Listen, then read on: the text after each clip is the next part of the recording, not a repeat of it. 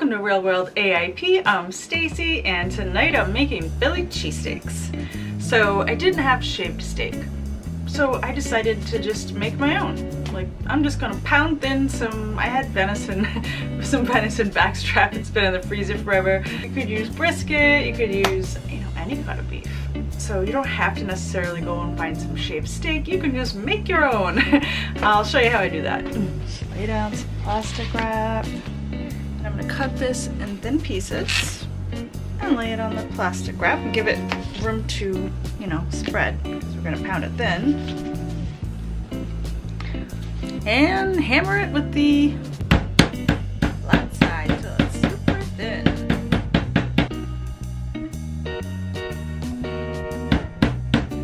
There you go. Now we have the meat for the Philly cheesesteak. I'm gonna take that meat and I'm just gonna put a clove of minced garlic right on it, and I'm gonna kind of massage it into the meat and just let that sit while we're cooking up our onions and stuff. And I'm gonna heat up like a teaspoon or so of a neutral oil. I'm using refined coconut oil. Avocado oil would work well here. And then to this, I'm going to add a bunch of onion. This is like a cup, about a cup of sliced red onion. I also have a magic ingredient that I'm gonna put in there. So let's kind of backtrack. I'm gonna show you how I prep that magic ingredient, and then we'll come back here. Pali cactuses. I found these at the Latin market, $2 a pound, not bad. These still have the little cactus spines on them, so you might want to wear gloves. Basically what you do is very carefully, you're probably safe down here, but you got to get those off. Use your vegetable peeler. You don't want to leave any of those on.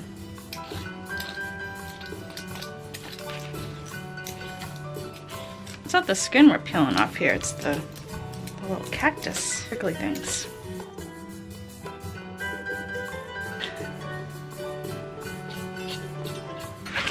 You also want to cut off that hard tip.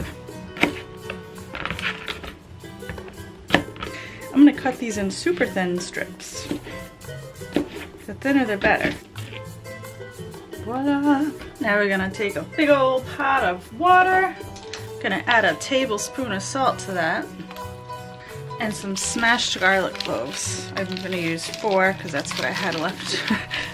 You just put them right in there. Bring it to a boil.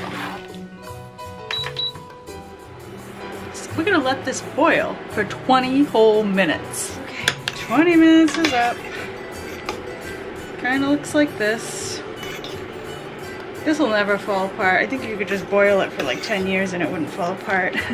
Let's drain this and rinse it and see if it's still slimy. So I just rinsed these really well with cold water, and they still have retained a little bit of a saltiness and a nice garlic flavor. They totally absorbed that. And they're not super gooey. Most of that mucilagenic, did I just make up a word? I don't know, you know what I mean. Most of the slime is gone. I think these will be a nice little green pepper substitute for my Philly cheesesteak.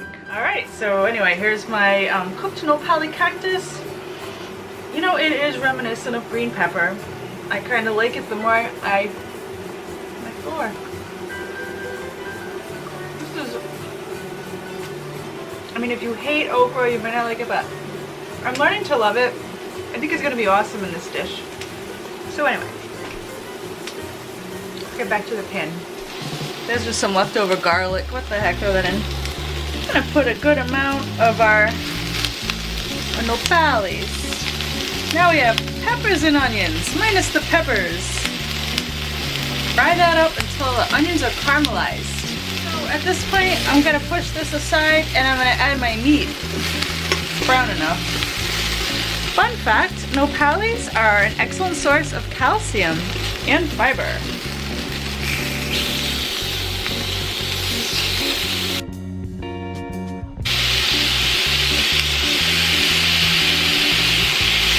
Alright, we're gonna need to add just a little bit of oil. I'm gonna add some salt now.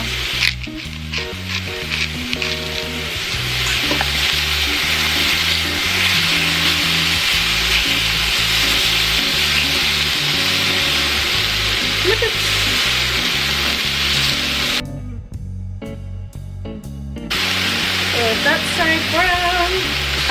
peppers. It looks just like green peppers. Peppers and onions.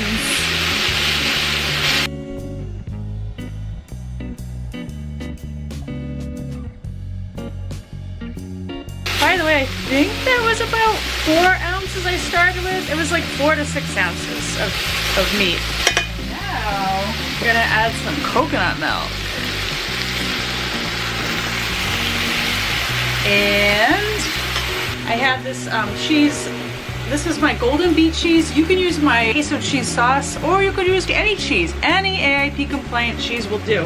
I had some of the same recipe like frozen, and it's kind of fell apart. I'm just gonna throw this in, but you know, whatever AIP cheese, let it melt. Don't worry if you don't have AIP cheese, you can just, you know, use like coconut milk, let it reduce, and it'll be pretty good. Oh, that cheese is melted. Needs a little more liquid.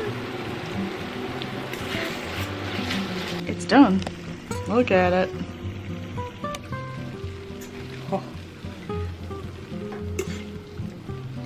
It's super rich and thick and creamy.